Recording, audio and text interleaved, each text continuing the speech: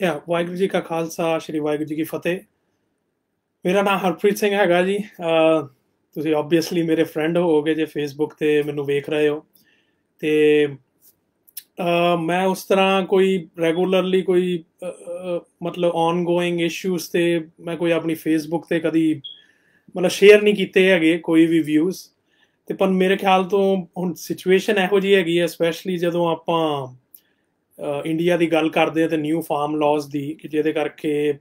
Main ਸਾਰਿਆਂ ਦੀ life either ਉਹ India 'ਚ ਹੈਗੇ ਆ ਜਾਂ ਅਮਰੀਕਾ 'ਚ ਹੈਗੇ ਆ, ਉਹਨਾਂ ਦੀ ਸ਼ੈਟਰਡ ਹੋਈ ਆ ਸਾਰਿਆਂ ਦੀ ਲਾਈਫ ਵੇਖ ਕੇ ਕਿ ਜੋ ਵੀ ਕੁਛ ਉੱਥੇ ਹੋ ਰਿਹਾ ਹੈਗਾ ਵਾ। ਤੇ ਅਮ, ਤੇ ਮੇਰੇ ਖਿਆਲ ਤੋਂ ਐਵਰੀਵਨ ਸਪੋਰਟ 'ਚ ਹੈਗੇ ਆ ਫਾਰਮਰ ਦੀ, ਪਰ ਸਟਿਲ ਆਈ ਥਿੰਕ ਇੱਕ ਇਸ਼ੂ ਜਿਹੜਾ ਓਵਰਆਲ ਮੇਰੇ ਖਿਆਲ ਸੋਸ਼ਲ ਮੀਡੀਆ ਤੇ ਉਸ ਤਰ੍ਹਾਂ ਵੀ ਆਪਾਂ ਨਾਰਮਲੀ ਗੱਲ ਕਰਦੇ ਹਾਂ ਆਪਸ 'ਚ, ਤੇ ਇੱਕ ਮੇਰੇ ਦਿਮਾਗ 'ਚ ਮਤਲਬ ਉਹ ਇਸ਼ੂ ਆਲਵੇਜ਼ ਹੁੰਦਾ ਹੀ ਹੈਗਾ ਕੋਈ ਵੀ ਚੀਜ਼ ਨੂੰ ਮੈਂ ਆਪਣਾ ਓਪੀਨੀਅਨ ਐਕਸਪ੍ਰੈਸ ਕਰਾਂ, ਕਿ ਆਈਦਰ ਉਹ ਕੋਈ ਲਾਜ਼ ਹੈਗੇ ਆ, ਕੋਈ ਪਾਲਿਸੀਜ਼ ਹੈਗੀ ਆ, ਕਿ ਆਪਾਂ ਉਹ ਐਕਚੁਅਲ ਲਾਜ਼ ਪਾਲਿਸੀ ਪੜ੍ਹੇ ਕਿ ਨਹੀਂ ਪੜ੍ਹੇ। ਕਿਉਂਕਿ ਕਈ ਵਾਰ ਇੱਕ ਪੀਅਰ ਪ੍ਰੈਸ਼ਰ ਹੁੰਦਾ ਵਾ ਜਿਹਦੇ ਵਿੱਚ ਬੰਦਾ ਸੋਚਦਾ ਵਾ ਕਿ ਅੱਛਾ ਯਾਰ ਲੱਖ ਬੰਦਾ ਉਹ ਚੀਜ਼ ਨੂੰ ਸਪੋਰਟ ਕਰ ਰਿਹਾ ਤੇ ਆਪਾਂ ਕਿਉਂ ਨਹੀਂ। ਤੇ ਜਿਸ ਤਰ੍ਹਾਂ ਮੇਨ ਮੇਰੇ ਖਿਆਲ ਤੋਂ ਐਨ ਆਰ ਆਈਜ਼ ਦਾ ਸਪੋਰਟ ਮਿਲਿਆ ਹੈਗਾ ਵਾ ਫਾਰਮਰਸ ਨੂੰ, ਤੇ ਮੈਂ ਐਕਸਪੈਕਟ ਕਰਦਾ ਹੈਗਾ ਕਿ ਤੁਸੀਂ ਸਾਰਿਆਂ ਨੇ ਲਾਸ ਪੜ੍ਹੇ ਹੋਊਗੇ। ਪਰ ਬਿਫੋਰ ਮੇਰੇ ਖਿਆਲ ਤੋਂ ਮੈਂ ਜਦੋਂ ਇਹ ਚੀਜ਼ ਸੁਣੀ ਹੈਗੀ ਸੀ ਤੇ ਪਹਿਲੀ ਚੀਜ਼ ਮੈਂ ਉਹੀ ਵੇਖੀ ਕਿ ਵੀ ਜਾ ਕੇ ਐਕਚੁਅਲ ਲਾਸ ਵੇਖੇ ਜਾਣਗੇ ਕੀ ਹੈਗੇ। ਆਬਵੀਅਸਲੀ ਇੱਕ ਰੀਜ਼ਨੇਬਲ ਪਰਸਨ ਦੀ ਮੇਰੇ ਖਿਆਲ ਤੋਂ ਇੱਕ ਐਕਸਪੈਕਟੇਸ਼ਨ ਰਹਿਣੀ ਵੀ ਚਾਹੀਦੀ ਆ ਕਿ ਤੁਸੀਂ ਕੋਈ ਓਪੀਨੀਅਨ ਦਿਓ ਤੇ ਬੇਸਿਕਲੀ ਤੁਸੀਂ ਐਕਚੁਅਲ ਚੀਜ਼ ਤੋਂ ਐਟਲੀਸਟ ਰਿਵਿਊ ਕੀਤਾ ਹੋਵੇ ਕਿ ਐਕਚੁਅਲ 'ਚ ਹੈਗਾ ਕੀ ਆ। ਕਿਉਂਕਿ ਕਈ ਵਾਰ ਠੀਕ ਆ ਮੇਨ ਕੁਝ ਬੰਦੇ ਐਕਸਪ੍ਰੈਸ ਕਰ ਰਹੇ, ਪਰ ਸਮ ਟਾਈਮ ਮੇਰੇ ਖਿਆਲ ਤੋਂ ਪੀਅਰ ਪ੍ਰੈਸ਼ਰ ਕਰਕੇ ਤੁਹਾਡਾ ਓਪੀਨੀਅਨ ਤੁਸੀਂ ਦੇਣਾ ਸ਼ੁਰੂ ਕਰ ਦਿੰਦੇ ਹੋ। ਤੇ ਮੈਂ ਬਿਲੀਵ ਕੀਤਾ ਹੈਗਾ ਸੀ ਕਿ ਚਲੋ ਪੜ੍ਹਿਆ ਜਾਵੇ ਕਿ ਮੇਨ ਕੀ ਐਕਚੁਅਲ ਲਾਜ਼ ਹੈਗੇ ਆ ਤੇ ਕੀ ਪ੍ਰੋਬਲਮ ਹੈਗੀ ਆ ਉਹਨਾਂ ਦੇ ਵਿੱਚ, ਜਿੰਨੀ ਕੁ ਆਪਾਂ ਚਲੋ ਰੀਜ਼ਨੇਬਲ ਪੜ੍ਹ ਸਕਦੇ ਹਾਂ। ਮੈਂ ਕੋਈ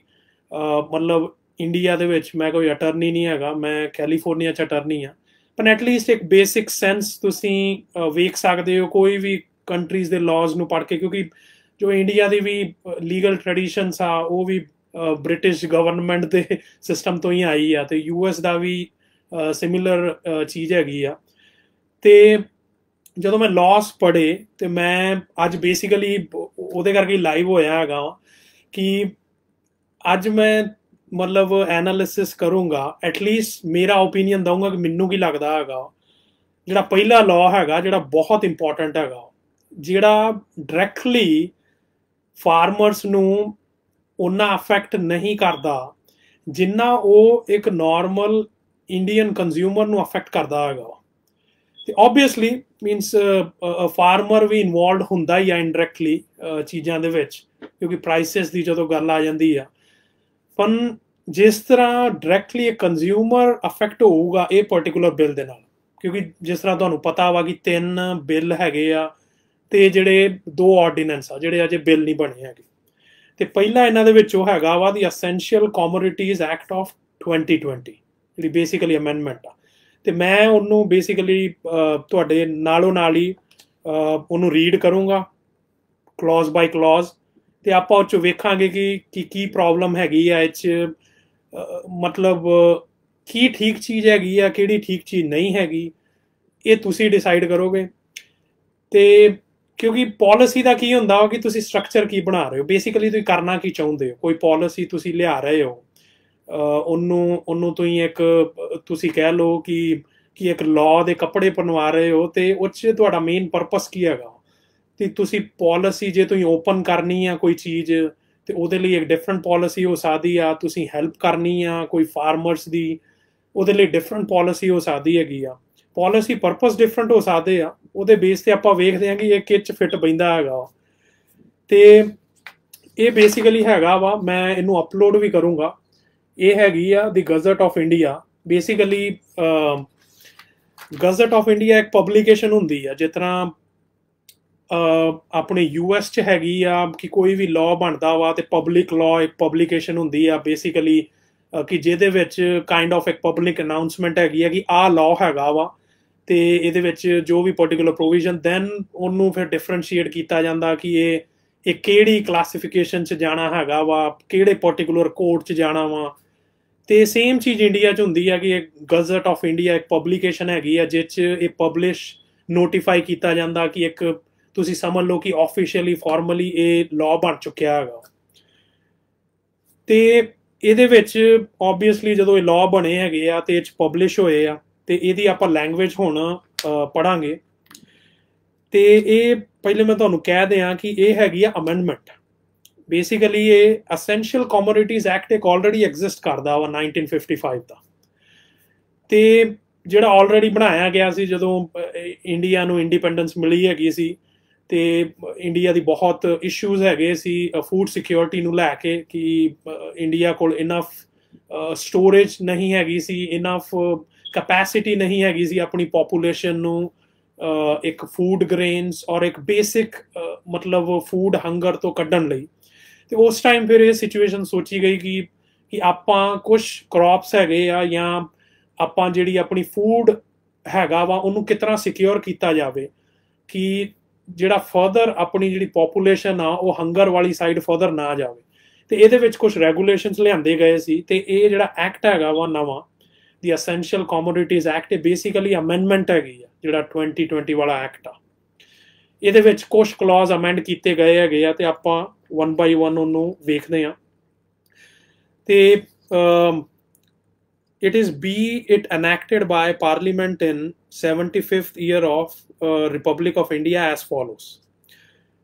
ਤੇ ਇਹਦਾ ਫਸਟ ਕਲੌਜ਼ ਹੈਗਾ ਓਬਵੀਅਸਲੀ ਜਿਹੜਾ ਕਾਫੀ ਬੇਸਿਕ ਵੇਰਵਾ ਹੁੰਦਾ ਹੈਗਾ ਵਾ, this act may be called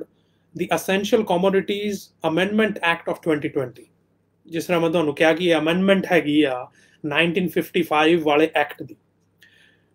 ਤੇ ਸੈਕੰਡ ਇਹਦਾ ਹੈਗਾ ਵਾ sub section 2, it shall be deemed to have come into force on the 5th day of June 2020। ਇਹ ਬੇਸਿਕਲੀ ਲਾਅ ਸਾਈਨ ਹੋਇਆ ਸੀ ਸਤੰਬਰ ਦੇ ਵਿੱਚ, ਪਰ ਇਹਨੂੰ ਰੈਟਰੋਐਕਟਿਵਲੀ ਅਪਲਾਈ ਕੀਤਾ ਜਾ ਰਿਹਾ ਹੈਗਾ ਜੂਨ ਦੇ ਵਿੱਚ। ਇਹ ਪਤਾ ਨਹੀਂ ਤੁਸੀਂ ਮੇ ਵੀ ਜਿਹੜੇ ਜ਼ਿਆਦਾ ਮੇਰੇ ਖਿਆਲ ਤੋਂ ਮੀਡੀਆ 'ਚ ਫੋਲੋ ਕਰਦੇ ਹੈਗੇ ਆ ਕਿ ਇਹ ਕਿਉਂ ਕੀਤਾ ਗਿਆ ਹੈਗਾ ਵਾ, ਮੇ ਵੀ 2 ਮਹੀਨੇ ਪਹਿਲੇ ਇਹਨੂੰ ਕਿਉਂ ਐਨਫੋਰਸ ਕੀਤਾ ਗਿਆ ਹੈਗਾ। ਤੇ ਜਿਹੜਾ ਸੈਕੰਡ ਇਹਦਾ ਸਬ ਸੈਕਸ਼ਨ ਹੈਗਾ ਵਾ ਜਿੱਥੋਂ ਐਕਚੁਅਲ 'ਚ ਸ਼ੁਰੂ ਹੁੰਦਾ ਵਾ, ਇਹ basically law section 3 of essential commodities act 1955 after subsection I the following subsection shall be inserted namely। ਤੇ ਇੱਕ ਇਹ ਆਫਟਰ ਸਬਸੈਕਸ਼ਨ I ਮੇਨ ਉਹ ਇਨਸਰਟ ਕਰ ਰਹੇ ਹੈਗੇ ਆ ਇੱਕ ਨਵਾਂ ਕਲੌਜ਼। ਇੱਥੋਂ ਬੇਸਿਕਲੀ ਜਿਹੜਾ ਆਹ ਲਾਅ ਹੈਗਾ ਇੱਥੋਂ ਇਹਦੀ basically language operative language start ਹੁੰਦੀ ਆ। 1A notwithstanding anything contained in subsection I, then subsection A, the supply of such foodstuff including cereal, pulses,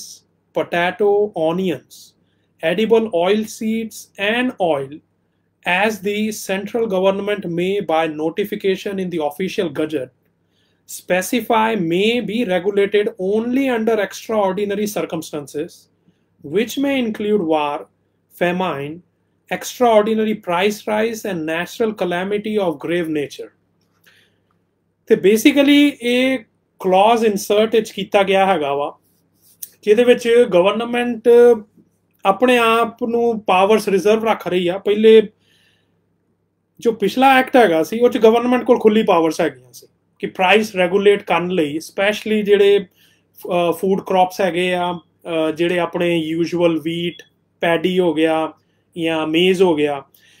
ਤੇ ਉਹਦੇ ਵਿੱਚ ਮੇਨ ਕਾਫੀ ਗਵਰਨਮੈਂਟ ਕੋਲ ਪ੍ਰਾਈਸ ਰੈਗੂਲੇਟ ਕਰਨ ਲਈ ਪਾਵਰਸ ਹੈਗੀਆਂ ਸੀ। ਤੇ ਫਿਰ ਇਹ ਜਿਸ ਤਰ੍ਹਾਂ ਕਲੌਜ਼ ਕਹਿੰਦਾ ਵਾ ਕਿ ਹੁਣ ਗਵਰਨਮੈਂਟ ਇਹਨੂੰ ਰੈਗੂਲੇਟ ਕਰੂਗੀ ਇਹ ਫੂਡ ਕ੍ਰੌਪਸ ਨੂੰ ਐਕਸਟਰਾਆਰਡੀਨਰੀ ਸਰਕਮਸਟੈਂਸ ਦੇ ਵਿੱਚ,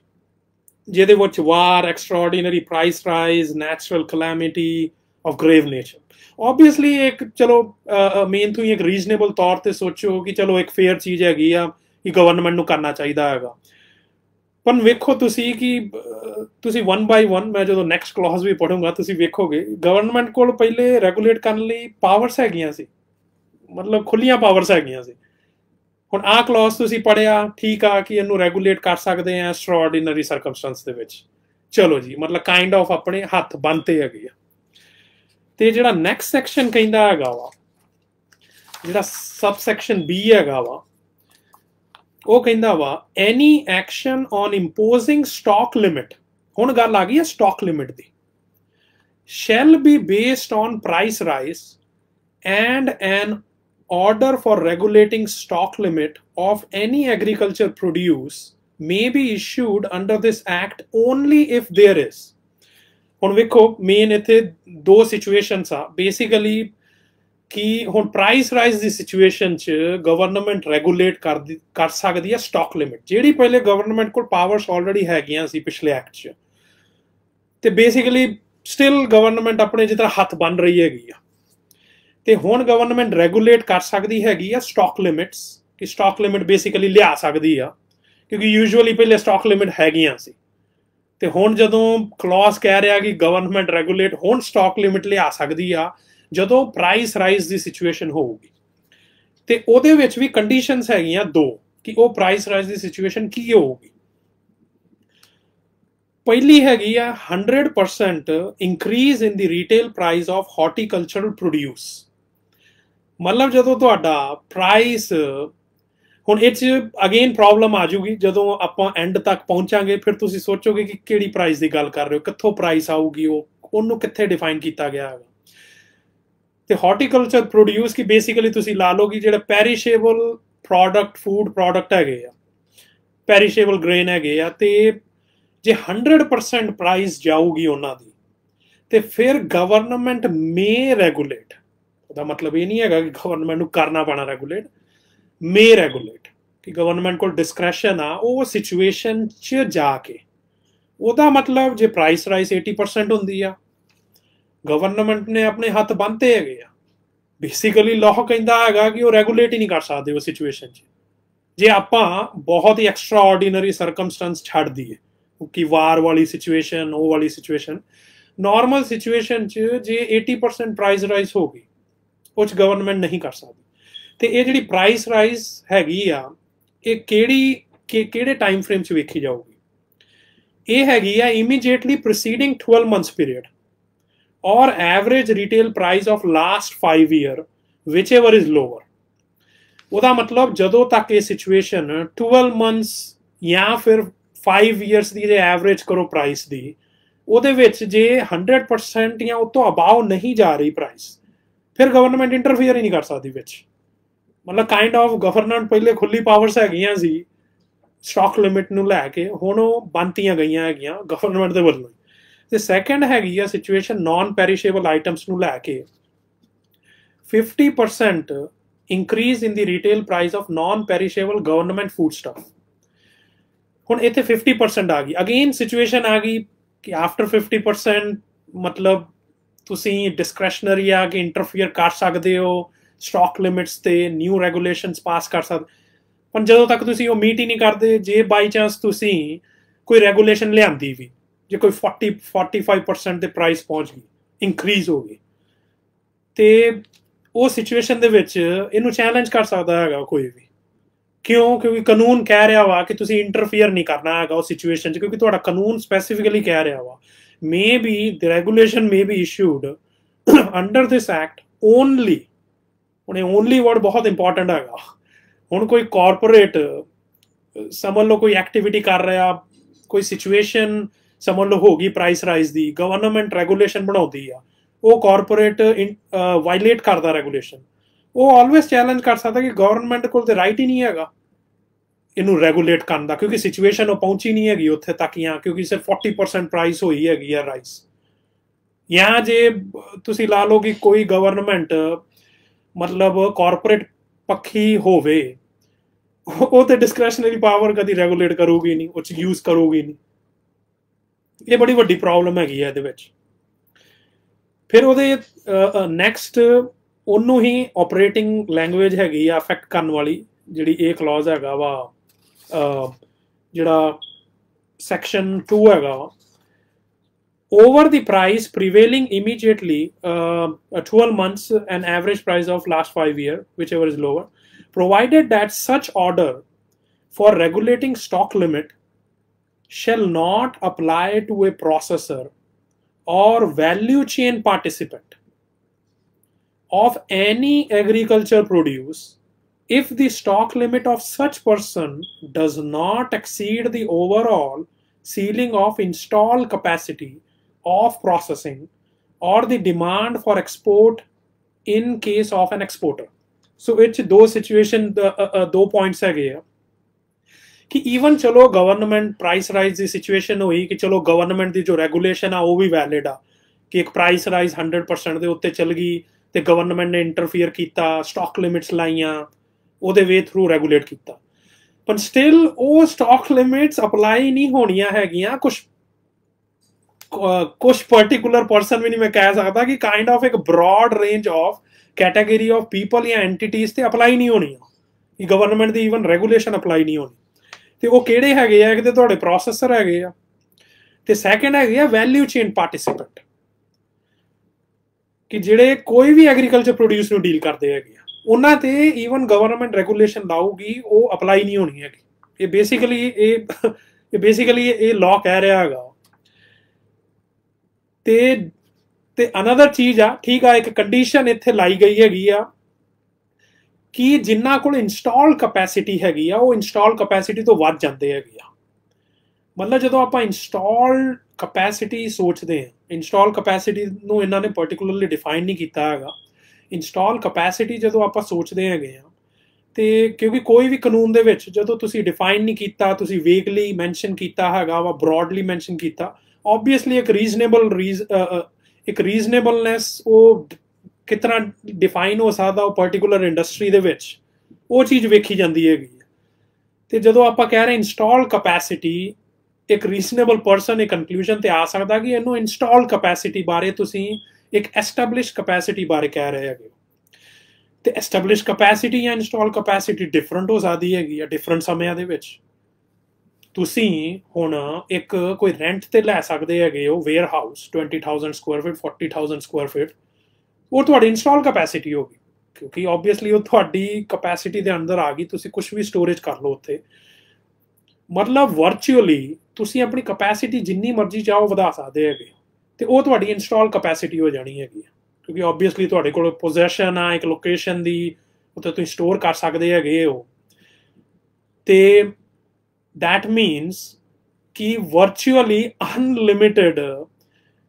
ਸਟੋਰੇਜ ਦੀ ਕਪੈਸਿਟੀ ਜੋ ਪਰਸਨ ਕਰ ਲਵੇ ਉਹ ਅਨਲਿਮਿਟਿਡ ਰੱਖ ਲਵੇ, ਤੇ ਜਿਹੜਾ ਲਾਅ ਕਹਿ ਰਿਹਾ ਵਾ ਕਿ ਉਹਨੂੰ ਤੁਸੀਂ ਰੈਗੂਲੇਟ ਵੀ ਨਹੀਂ ਕਰੋਗੇ। ਤੇ ਮਤਲਬ ਆਹ ਵਾਲੀ ਬਹੁਤ ਵੱਡੀ ਪ੍ਰੋਬਲਮ ਹੈਗੀ ਹੈ ਇਹਦੇ ਵਿੱਚ ਕਿ ਪ੍ਰੋਸੈਸਰ ਤੇ ਵੈਲਿਊ ਚੇਨ ਪਾਰਟਿਸਿਪੈਂਟ ਮਤਲਬ ਇਹ 'ਚ ਕਰ ਹੀ ਨਹੀਂ ਸਕਦੇ ਹੈਗੇ, ਤੁਸੀਂ ਇਹਨਾਂ ਨੂੰ ਰੈਗੂਲੇਟ ਹੀ ਨਹੀਂ ਕਰ ਸਕਦੇ ਹੈਗੇ ਬੇਸਿਕਲੀ ਜੋ ਕਾਨੂੰਨ ਕਹਿੰਦਾ ਹੈਗਾ।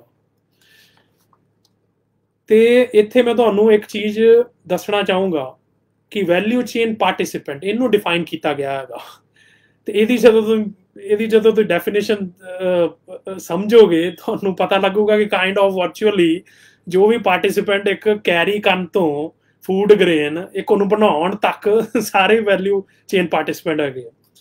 ਇਹ 'ਚ ਦਿੱਤਾ ਗਿਆ ਦੀ expression value chain participant in relation to any agriculture product means and include a set of participants from production of any agriculture produce in the field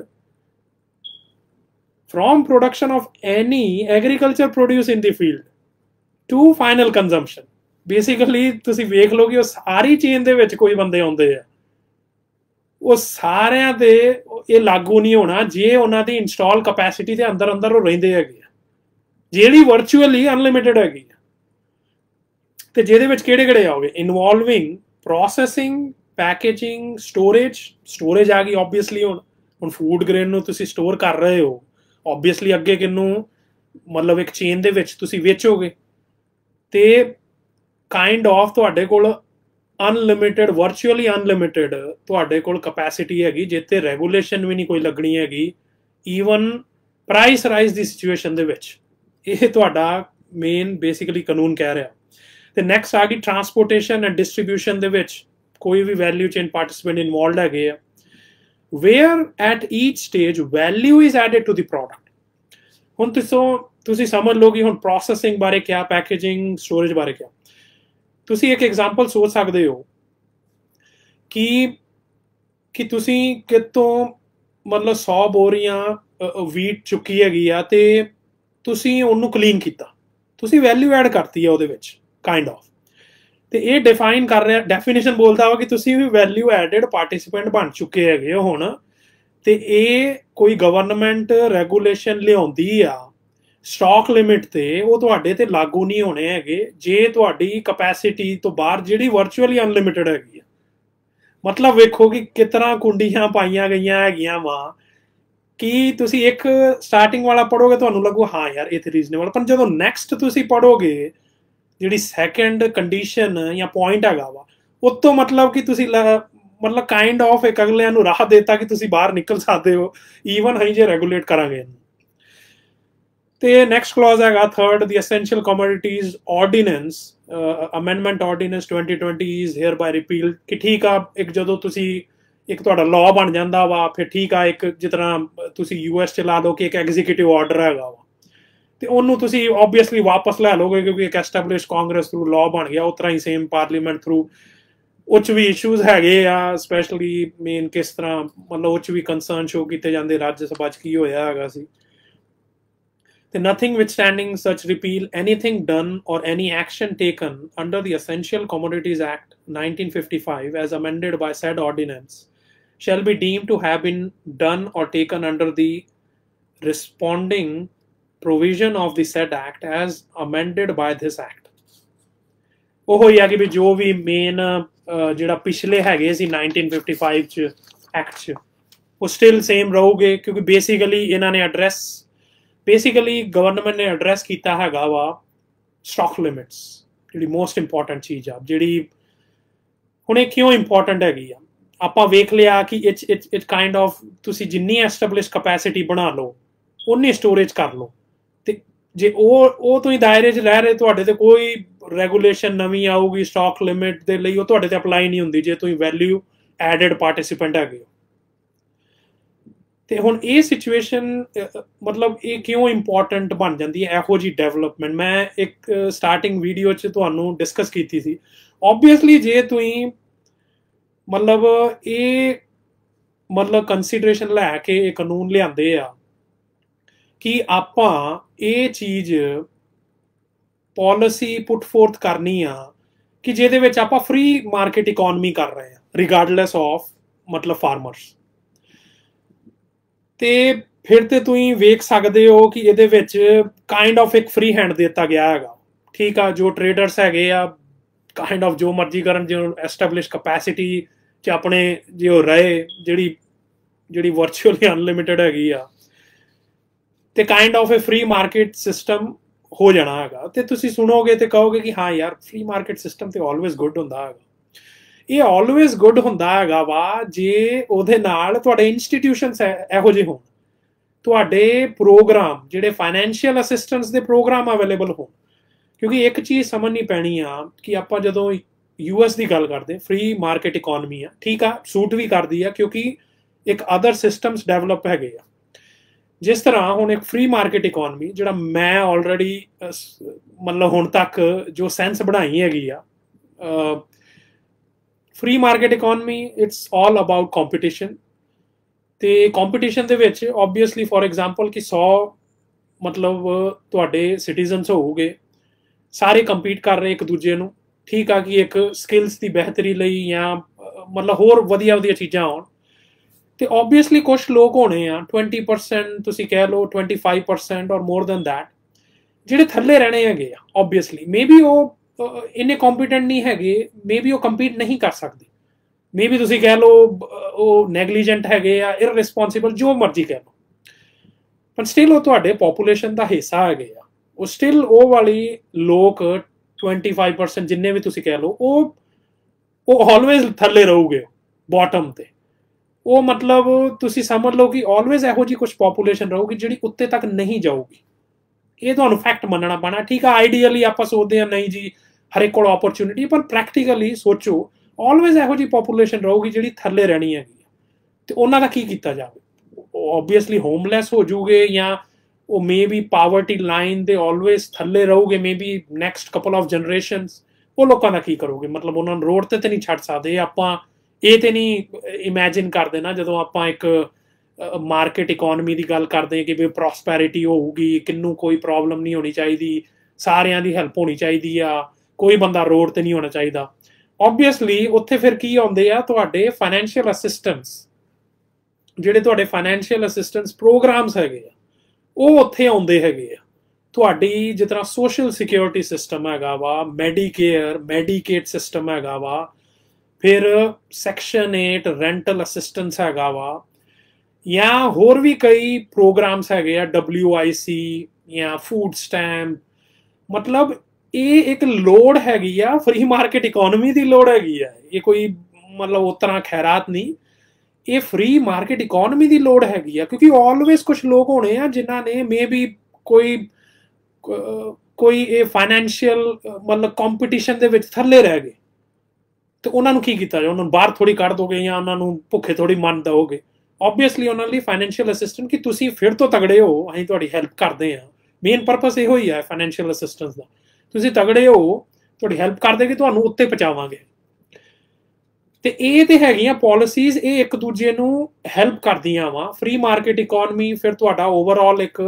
social assistance system ਹੈਗਾ ਵਾ, ਉਹ ਉਹਨੂੰ ਮੈਚ ਕਰਦਾ ਤੇ ਹੈਲਪ ਕਰਦਾ। ਪਰ ਜਦੋਂ ਆਪਾਂ ਇੰਡੀਆ ਦੀ ਗੱਲ ਕਰਦੇ ਹੈਗੇ ਆ, ਇੰਡੀਆ ਦੀ ਓਬਵੀਅਸਲੀ ਜੇ ਤੁਸੀਂ ਵੇਖੋ ਮੀਨਸ ਆਲਰੇਡੀ ਪੋਪੂਲੇਸ਼ਨ ਦੀ ਬਹੁਤ ਵੱਡੀ ਪ੍ਰੋਬਲਮ ਆ। ਇੱਕ ਲੋਕਾਂ ਦੀ ਬੇਸਿਕ ਨੀਡਸ ਪੂਰੀਆਂ ਕਰਨੀਆਂ ਉਹ ਬੜਾ ਚੈਲੰਜਿੰਗ ਹੈਗਾ ਵਾ। ਆਲਮੋਸਟ 800 ਮਿਲੀਅਨ ਪੋਪੂਲੇਸ਼ਨ ਇੰਡੀਆ ਦੇ ਵਿੱਚ ਜਿਹੜੀ ਕੁਛ ਨਾ ਕੁਛ ਫਾਈਨੈਂਸ਼ੀਅਲ ਅਸਿਸਟੈਂਸ ਜਾਂ ਜਿਹੜੀ ਪਾਵਰਟੀ ਲਾਈਨ ਤੋਂ ਥੱਲੇ ਹੈਗੀ। ਤੇ ਉਹ ਸਿਚੁਏਸ਼ਨ ਦੇ ਵਿੱਚ ਤੁਸੀਂ ਫਰੀ ਮਾਰਕੀਟ, ਇਹ complete free market economy system ਤੁਸੀਂ ਨਹੀਂ ਲਾਗੂ ਕਰ ਸਕਦੇ, ਤੇ ਵਧੀਆ ਵੀ ਨਹੀਂ ਰਹਿੰਦਾ ਹੈਗਾ। ਕਿਉਂ? ਕਿਉਂਕਿ ਤੁਹਾਡੇ ਜਿਹੜੇ ਅਦਰ ਇੰਸਟੀਟਿਊਸ਼ਨਸ ਆ ਉਹ ਤੁਹਾਨੂੰ ਹੈਲਪ ਹੀ ਨਹੀਂ ਕਰਦੇ ਹੈਗੇ ਕਿ ਤੁਹਾਡੇ ਪੋਪੂਲੇਸ਼ਨ ਨੂੰ ਇੱਕ ਉਹ ਲੈਵਲ ਤੇ ਰੱਖੀਏ ਕਿ ਕੋਈ ਭੁੱਖਾ ਨਾ ਮਰੇ, ਕੋਈ ਵਿਥਆਊਟ ਘਰ ਨਾ ਹੋਵੇ। ਇਹੋ ਜਿਹੇ ਕਿਉਂਕਿ ਆਪਣੇ ਕੋਲ ਸਿਸਟਮਸ ਹੀ ਨਹੀਂ ਇੰਡੀਆ 'ਚ ਡਿਵੈਲਪ ਹੋ ਪਾਏ, ਉਹਦੇ ਕਰਕੇ ਫਰੀ ਮਾਰਕੀਟ ਇਕੋਨਮੀ ਵਾਲੀ ਇੱਕ ਪਾਲਿਸੀ ਚੁੱਕ ਕੇ ਇੰਡੀਆ 'ਚ ਅਪਲਾਈ ਕਰ ਦੇਣੀ ਸੇਮ। ਜਦੋਂ ਉਹ ਵਾਲੇ ਐਸਟੈਬਲਿਸ਼ ਆਪਾਂ ਸਿਸਟਮ ਹੀ ਨਹੀਂ ਖੜੇ ਕੀਤੇ, ਉਹ ਵਧੀਆ ਨਹੀਂ ਹੋਣੇ ਹੈਗੇ। ਹਾਂ, ਜੇ ਉਹ ਚੀਜ਼ ਹੋਵੇ ਤੇ ਫਿਰ ਗੱਲ ਆਪਾਂ ਸੋਚ ਸਕਦੇ ਹਾਂ, ਫਿਰ ਵੱਖਰੀ ਗੱਲ ਹੋ ਸਕਦੀ ਆ ਕਿ ਠੀਕ ਆ ਚਲੋ ਫਾਰਮਰ ਕੋਲ ਆਹ ਅਸਿਸਟੈਂਸ ਆ ਵਾ, ਕੰਪੀਟ ਕਰ ਲੂਗਾ ਫਾਰਮਰ। ਉਹ ਚੀਜ਼ ਨਹੀਂ ਹੋ ਸਕਦੀ ਹੈਗੀ। ਤੇ ਅਨਫੋਰਚੂਨੇਟਲੀ ਕਰੰਟ ਸਿਚੁਏਸ਼ਨ ਇਹੋ ਜਿਹੀ ਆ। ਚਲੋ ਫਿਊਚਰ ਪ੍ਰੋਗਰੈਸ ਹੋਵੇ, ਠੀਕ ਆ, ਮੇਨ ਉਹ ਚੀਜ਼ ਚੇਂਜ ਹੋ ਜੇ, ਉਹ ਡਿਫਰੈਂਟ ਗੱਲ ਆ। ਪਰ ਜੋ ਕਰੰਟ ਸਿਚੁਏਸ਼ਨ ਆ ਉਹ ਇਹੋ ਜਿਹੀ ਹੈਗੀ ਆ ਕਿ ਆਪਣੇ ਕੋਲ ਸਿਸਟਮਸ ਨਹੀਂ ਹੈਗੇ, ਤੇ ਆਪਾਂ ਭਾਲ ਰਹੇ ਆ ਕਿ ਆਪਾਂ ਚੁੱਕ ਕੇ ਕੋਈ ਚੀਜ਼ ਬਸ ਸੁੱਟ ਦਈਏ ਕਿ ਜੋ ਮਰਜ਼ੀ ਕੋਈ ਕਰ ਲਵੇ ਕਾਰਪੋਰੇਟ ਆ ਕੇ। ਉਹਦੇ ਕਰਕੇ ਇੰਡੀਆ 'ਚ ਇਹ ਚੀਜ਼ਾਂ ਜ਼ਰੂਰੀ ਹੈਗੀਆਂ। ਇੰਡੀਆ 'ਚ ਤੁਹਾਨੂੰ ਜੇ ਕਰਨਾ ਵੀ ਆ ਫਰੀ, ਤੁਸੀਂ ਵੈਰੀ ਟਾਰਗੇਟਡ ਤੁਹਾਨੂੰ ਉਹ ਚੀਜ਼ ਚਾਹੀਦੀ ਹੈਗੀ ਆ, ਕਿਉਂਕਿ ਤੁਹਾਡੇ ਕੋਲ ਮਤਲਬ ਇੱਕ ਸਰਟਨ ਬਹੁਤ ਹੀ ਬਿਗ, ਹੁਣ 70% ਲੋਕ ਐਗਰੀਕਲਚਰ 'ਚ ਇਨਵੋਲਵਡ ਆ, ਬਹੁਤ ਹੀ ਤੁਹਾਡੀ ਇੱਕ ਮੈਜੋਰਿਟੀ ਆਫ ਪੋਪੂਲੇਸ਼ਨ ਨੂੰ ਇੱਕ ਫਾਈਨੈਂਸ਼ੀਅਲੀ ਸੋਸ਼ਲੀ ਅਸਿਸਟ ਕਰਨ ਲਈ ਤੁਹਾਡੇ ਕੋਲ ਉਹ ਸਿਸਟਮਸ ਨਹੀਂ ਹੈਗੇ। ਪਹਿਲੇ ਉਹ ਸਿਸਟਮਸ ਡਿਵੈਲਪ ਕਰੋ ਉਹੋ ਜਿਹੇ, ਫਿਰ ਮੇਰੇ ਖਿਆਲ ਤੋਂ ਤੁਸੀਂ ਇੱਕ ਕੰਪਲੀਟ ਖੁੱਲੀ ਛੂਟ ਰੱਖ ਦੋਗੇ, ਫਿਰ ਇੱਕ ਡਿਫਰੈਂਟ ਗੱਲ ਹੋ ਸਕਦੀ ਹੈਗੀ। ਪਰ ਐਟ ਪ੍ਰੈਜ਼ੈਂਟ ਮੇਰੇ ਖਿਆਲ ਤੋਂ ਉਹ ਚੀਜ਼ ਦਿਸਦੀ ਨਹੀਂ ਹੈਗੀ। ਤੇ ਤੁਸੀਂ ਇਹ ਲਾਅ ਮੇਰੇ ਖਿਆਲ ਤੋਂ ਤੁਹਾਡੇ ਨਾਲ ਹੁਣ ਇਹਨੂੰ ਰਿਵਿਊ ਕਰਨ ਤੋਂ ਬਾਅਦ 'ਚ ਮਤਲਬ ਕੌਨਫੀਡੈਂਟਲੀ, ਮਤਲਬ ਜਿਹੜੇ ਲੋਕ ਕਹਿੰਦੇ ਹੈਗੇ ਸੀ ਯਾਰ ਲਾਅ ਪੜ੍ਹਿਆ ਨਹੀਂ ਹੈਗਾ, ਉਸ ਤਰ੍ਹਾਂ ਹੀ ਆਪਣੇ ਓਪੀਨੀਅਨ ਸੁੱਟੀ ਜਾ ਰਹੇ ਹੋ, ਉਸ ਤਰ੍ਹਾਂ ਹੀ ਸਪੋਰਟ ਕਰੀ ਜਾ ਰਹੇ ਹੋ। ਤੇ ਮੈਨੂੰ ਇਹ ਬਹੁਤ ਜ਼ਰੂਰੀ ਲੱਗਾ ਕਿ ਯਾਰ ਇਹ ਚੀਜ਼ ਮੈਂ ਸ਼ੇਅਰ ਕਰਾਂ ਕਿ ਐਕਚੁਅਲ 'ਚ ਲਾਅ ਪੜ੍ਹਿਆ ਹੈਗਾ ਵਾ, ਤੇ ਆਹ ਐਕਚੁਅਲ 'ਚ ਲਾਅ ਹੈਗਾ ਵਾ, ਤੇ ਇਹਦੀ ਐਕਚੁਅਲ ਇੱਕ ਇੱਕ ਵਰਡ ਕੀ ਕਹਿ ਰਿਹਾ ਵਾ। ਹੁਣ ਇਹ 'ਚ ਕੀ ਚੇਂਜਸ ਹੋ ਸਕਦੇ ਆ ਨੈਕਸਟ ਚੀਜ਼ ਕਿ ਵੀ ਠੀਕ ਹੈ ਇਹ 'ਚ ਅਮੈਂਡਮੈਂਟ, ਹੁਣ ਤੁਸੀਂ ਖੁਦ ਪੜ੍ਹਿਆ, ਇਹ 'ਚ ਕੀ ਅਮੈਂਡ ਕਰੋਗੇ? ਹੁਣ ਕਾਈਂਡ ਆਫ 3 ਕਲੌਜ਼ ਜਿਹੜੇ ਹੈਗੇ ਆ ਉਹਨਾਂ ਵਿੱਚ ਅਮੈਂਡ ਕੀ ਕਰੋਗੇ ਤੁਸੀਂ? ਹੁਣ ਜਾਂ ਤੇ ਤੁਸੀਂ ਵੈਲਿਊ ਪਾਰਟਿਸਿਪੈਂਟ ਦਾ ਜ਼ਿਕਰ ਹੀ ਚੁੱਕ ਦੋਗੇ, ਤੇ ਬੇਸਿਕਲੀ ਫਿਰ ਇਹ 'ਚ ਬਚੂਗਾ ਕਿ ਮੇਨ ਇਸ਼ੂ ਹੈਗਾ ਵਾ, ਕਿਉਂਕਿ 2 ਪੇਜ ਦਾ ਤੇ ਹੈਗਾ ਵਾ, ਤੇ ਜੇ ਤੁਸੀਂ ਉਹ ਚੁੱਕ ਦੋਗੇ ਫਿਰ ਉਹ ਅਟੈਚ ਹੈਗਾ ਵਾ ਤੁਹਾਡੀ ਪ੍ਰਾਈਸ ਜਿਹੜੀ ਸਟਾਕ ਲਿਮਿਟ ਜਿਹੜਾ ਸੈਕੰਡ ਕਲੌਜ਼ ਹੈਗਾ ਉਹਦੇ ਨਾਲ ਉਹ ਅਟੈਚ ਆ। ਤੇ ਮੈਨੂੰ ਪਤਾ ਨਹੀਂ ਕਿ ਇਹਨੂੰ ਤੁਸੀਂ ਅਮੈਂਡ ਕਿਸ ਤਰ੍ਹਾਂ ਕਰ ਸਕਦੇ ਹੋ, ਕਿਉਂਕਿ ਕਾਈਂਡ ਆਫ ਵੇਖੋ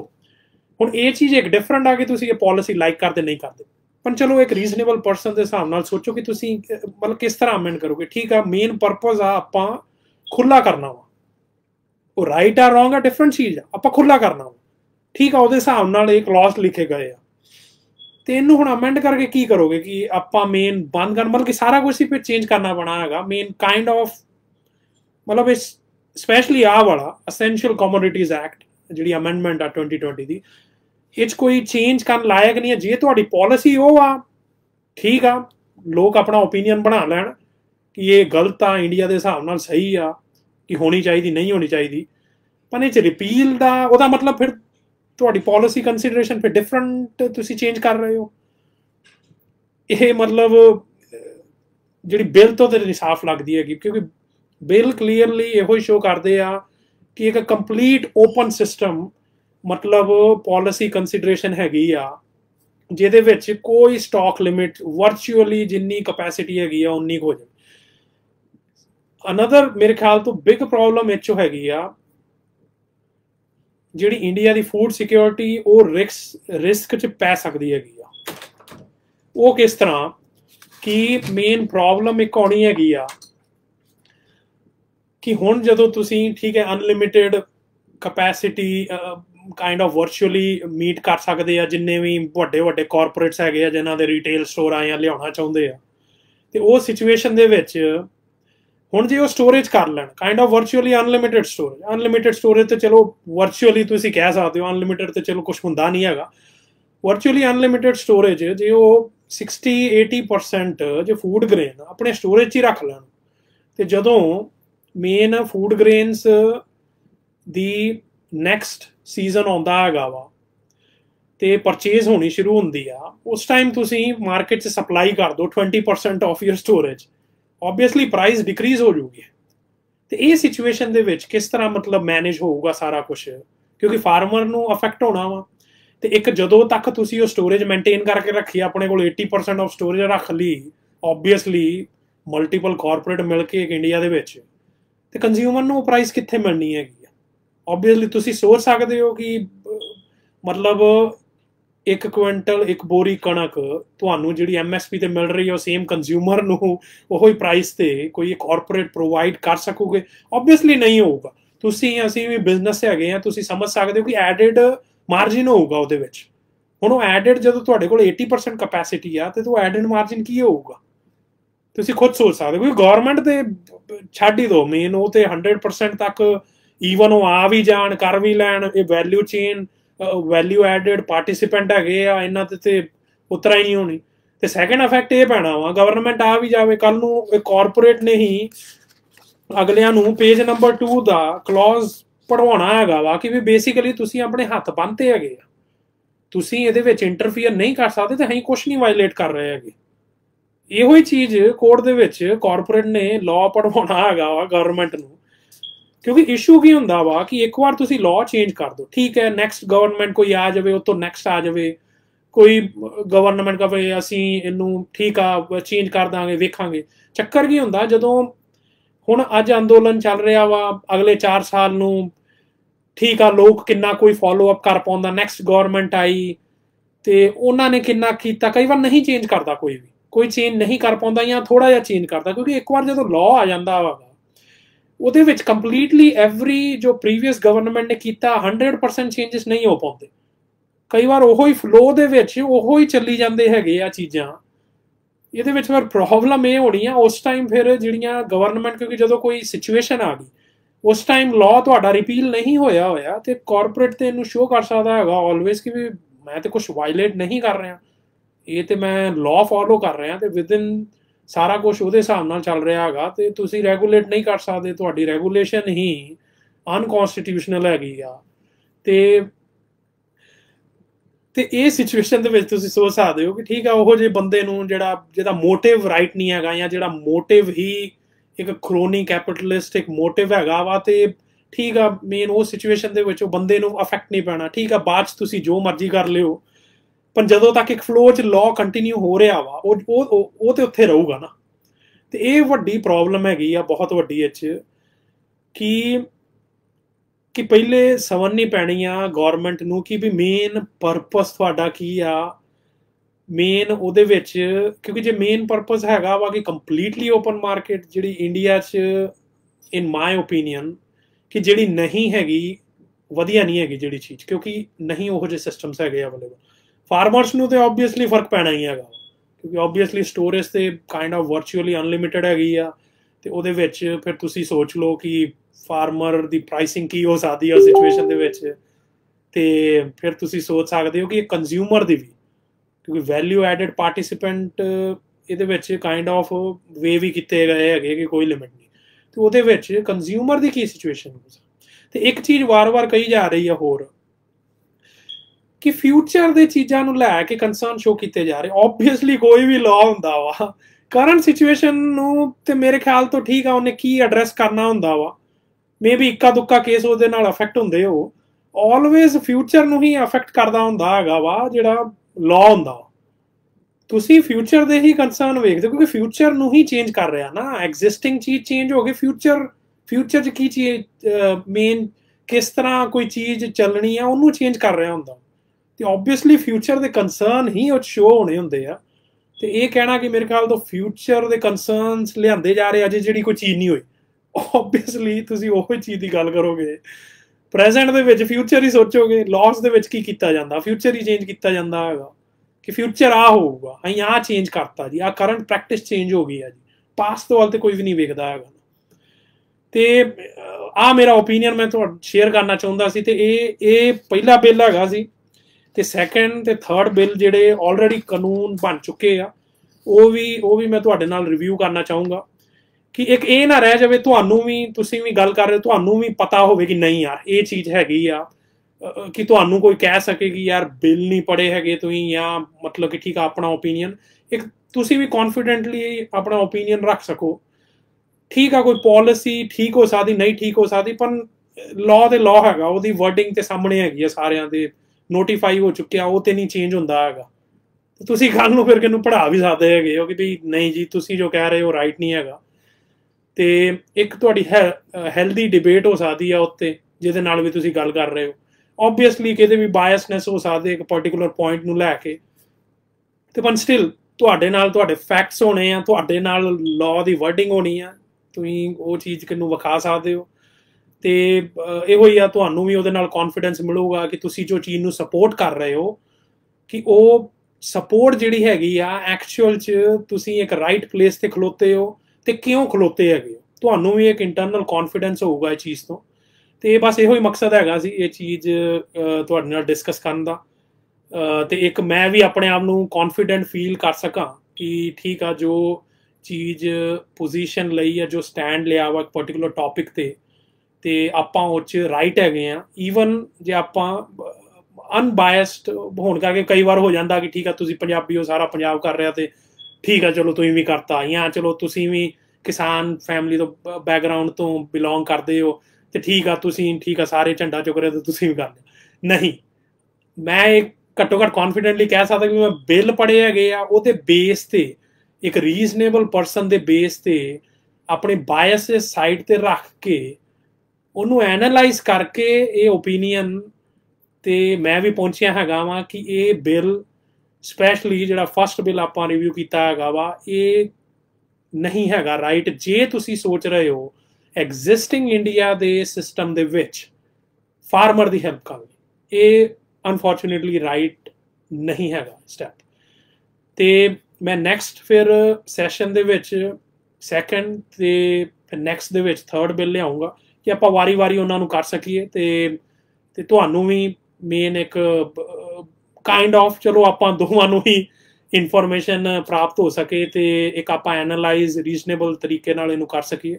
ਠੀਕ ਆ ਜਿੱਥੇ ਕੋਈ ਪਰਟੀਕੂਲਰ ਲਾਈਨ ਰੀਜ਼ਨੇਬਲ ਹੈਗੀ ਆ ਉਹਨੂੰ ਕਹਿਣ 'ਚ ਕੋਈ ਮੇਨ ਪ੍ਰੋਬਲਮ ਨਹੀਂ ਹੈਗੀ ਪਰ ਠੀਕ ਆ ਜੇ ਓਵਰਆਲ ਆਪਾਂ ਵੇਖੀਏ ਕਿਉਂਕਿ ਇੱਕ ਬਿੱਲ ਹੁੰਦਾ ਵਾ ਇੱਕ ਸਿਸਟਮ ਕ੍ਰੀਏਟ ਕਰ ਰਿਹਾ ਹੁੰਦਾ ਆਪਣੇ ਆਪ 'ਚ ਬਿੱਲ ਤੇ ਵਿਥਆਊਟ ਦੈਟ मतलब बिल होर कुछ कर नहीं रहा होंदा, एक काइंड ऑफ सिस्टम क्रिएट कर रहा होंदा एक विदिन ਵੱਡੇ ਸਟਰਕਚਰ 'ਚ ਸਬ ਸਿਸਟਮਸ। ਤੇ ਜੇ ਇੱਕ ਸਿਸਟਮ ਦੇ ਵਿੱਚ ਹੀ ਤੁਸੀਂ ਕਹਿ ਲਓ ਕਿ ਯਾਰ ਇਹਦਾ ਆਪਾਂ ਆਹ ਪਾਰਟ ਕਰ ਦਈਏ, ਇਹਦਾ ਆਹ ਕੱਢ ਦਈਏ, ਕਈ ਵਾਰ ਸਿਸਟਮ ਆਪਣੇ ਆਪ 'ਚ ਖਲੋ ਨਹੀਂ ਪਾਉਂਦਾ। ਜੋ ਤੁਹਾਡਾ ਪਰਪਸ ਹੁੰਦਾ ਵਾ ਉਹ ਅਚੀਵ ਹੀ ਨਹੀਂ ਹੋ ਪਾਉਣਾ। ਜੇ ਪਰਪਸ ਹੁਣ ਆਹ ਵਾਲਾ ਜਿਹੜਾ ਆਪਾਂ ਬਿੱਲ ਪੜਿਆ ਵਾ ਅਸੈਂਸ਼ੀਅਲ ਕਮੋਡਿਟੀਜ਼, ਇਹ 'ਚ ਮੇਨ ਪਰਪਸ ਲੱਗ ਰਿਹਾ ਕਿ ਓਪਨ ਮਾਰਕੀਟ ਸਿਸਟਮ। ਹੁਣ ਇਹ 'ਚ ਅਮੈਂਡਮੈਂਟ ਤੁਸੀਂ ਕੀ ਕਰੋਗੇ? ਮਤਲਬ ਤੁਸੀਂ ਹੁਣ 2 ਕਲਾਸ ਕੱਢਦੇ ਤੇ ਉਹ ਆਪਣੇ ਆਪ 'ਚ ਹੀ ਖਤਮ ਹੋ ਗਿਆ, ਮਤਲਬ ਤੁਹਾਡਾ ਪਾਲਿਸੀ ਕੰਸੀਡਰੇਸ਼ਨ ਹੀ ਖਤਮ ਹੋ ਗਈ। ਤੇ ਹੁਣ ਇਹਦੇ ਵਿੱਚ ਚੇਂਜਸ ਕਰਨ ਦਾ ਤੇ ਕੋਈ ਸੈਂਸ ਲੱਗਦੀ ਨਹੀਂ ਹੈਗੀ। ਤੇ ਚਲੋ ਆਪਾਂ ਨੈਕਸਟ ਬਿੱਲ ਵੀ ਵੇਖਦੇ ਹੈਗੇ ਆ ਤੇ ਉਹਦੇ ਵਿੱਚ ਕੀ ਹੋ ਸਕਦਾ। ਤੇ thanks again for watching this live session ਤੇ ਨਾਲ ਜੁੜਨ ਲਈ। ਤੇ ਆਪਾਂ ਨੈਕਸਟ ਸੈਸ਼ਨ 'ਚ ਵੀ ਵੇਖਦੇ ਹੈਗੇ ਆ ਕਿ ਦੂਜੇ 2 ਬਿੱਲ ਕੀ ਹੈਗੇ ਆ, ਉਹਨਾਂ ਦੇ ਵੀ ਹਾਲ ਕੋਈ ਚੰਗੇ ਨਹੀਂ ਹੈਗੇ, ਇੰਨਾ ਕੁ ਵੇਖ ਸਕਦਾ ਕਿਉਂਕਿ ਮੈਂ ਆਲਰੇਡੀ ਰਿਵਿਊ ਕੀਤੇ ਹੈਗੇ ਆ, ਪਰ ਸਟਿਲ ਤੁਹਾਡੇ ਨਾਲ ਮੇਰੇ ਖਿਆਲ ਤੋਂ ਸ਼ੇਅਰ ਕਰਨਾ ਚਾਹੂੰਗਾ। ਤੇ ਓਬਵੀਅਸਲੀ ਆਪਾਂ ਇੱਕ ਰੀਜ਼ਨੇਬਲ ਓਪਨ ਮਾਈਂਡ ਲੈ ਕੇ ਰਿਵਿਊ ਕਰਾਂਗੇ, ਜਿੱਥੇ ਰਾਈਟ ਆ ਉੱਥੇ ਰਾਈਟ ਆ, ਜਿੱਥੇ ਨਹੀਂ ਆ ਤੇ ਓਵਰਆਲ ਇਹ ਕੀ ਸਿਚੁਏਸ਼ਨ ਆ ਇਹਦੀ। ਓਕੇ ਜੀ, ਥੈਂਕ ਯੂ ਜੀ, ਸੀ you in the next video.